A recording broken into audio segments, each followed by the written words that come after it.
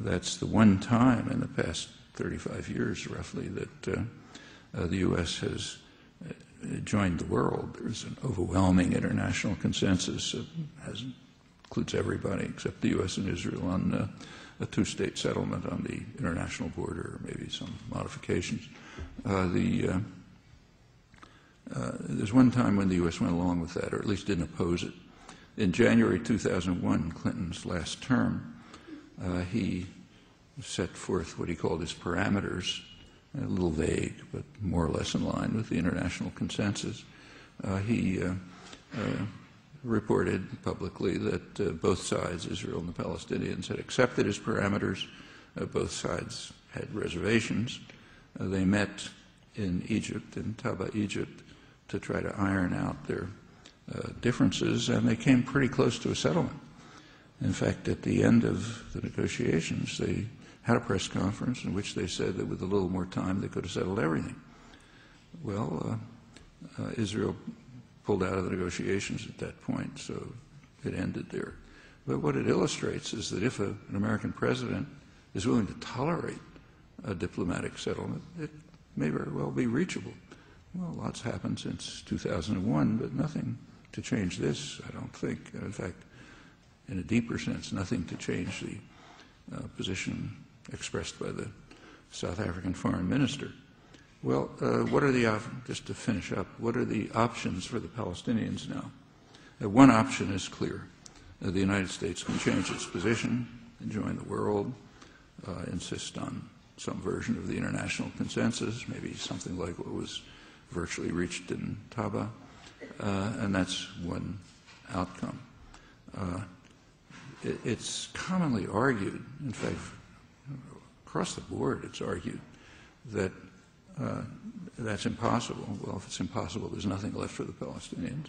But it's argued that there's another alternative, namely Israel will take over the entire West Bank, and then there'll be a civil rights struggle, an anti-apartheid struggle, and Israel will be facing a demographic problem, what's called a demographic problem, too many Palestinians in what's supposed to be a Jewish state.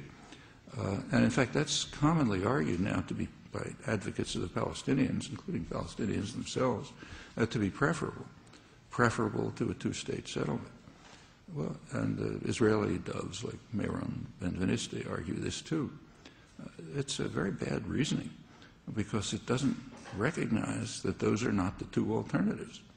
There's a third alternative, namely the U.S. and Israel can do exactly what they're doing now. What they're doing now is a very systematic policy, very well planned, carefully executed, which even has a name. It was called by Ehud Olmert Convergence, later expanded to Convergence Plus.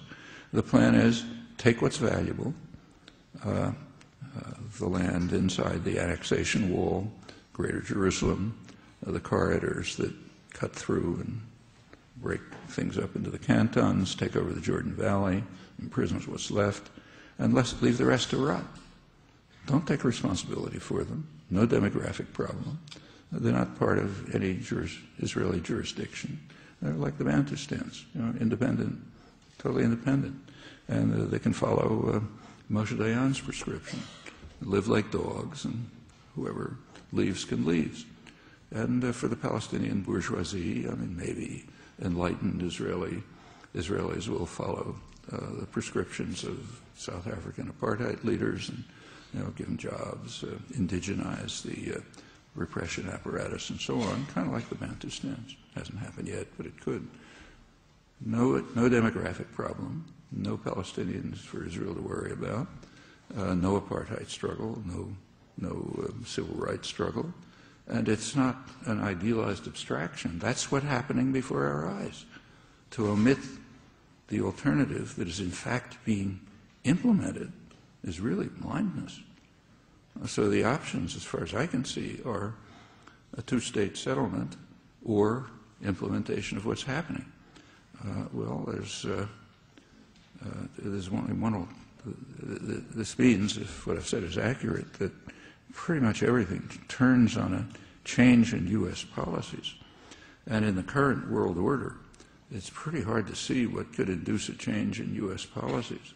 except actions taken within the United States, and nobody else has the power to influence U.S. policies, which is in a way a kind of an optimistic conclusion for those of us who oppose these policies, because what goes on inside the United States is the one thing we can really hope to influence.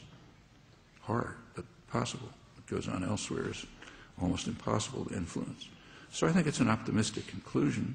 It means a lot of hard work, but pretty clear work, and I think it's I think the implications for tactical choices should be pretty obvious.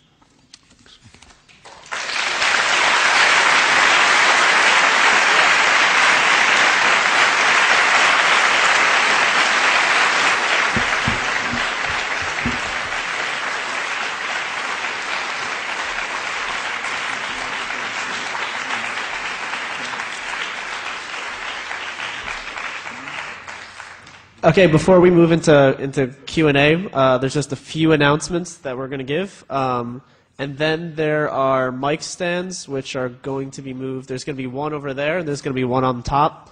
And I will recognize people before they speak. First of all, I just want to say that this event was put on by Students for Justice in Palestine at Boston University.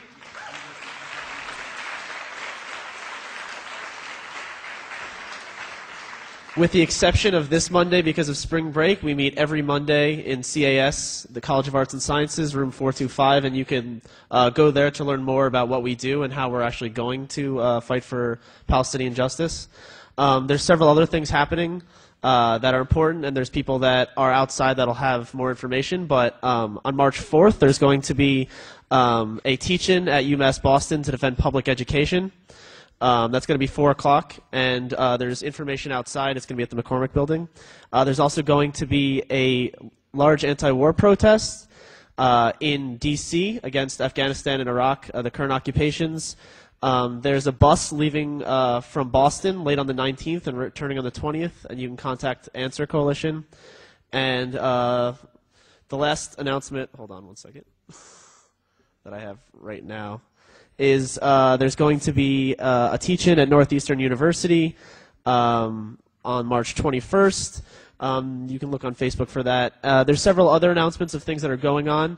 Our Apartheid Week isn't ending today. We're having one more event tomorrow, which is Occupation 101.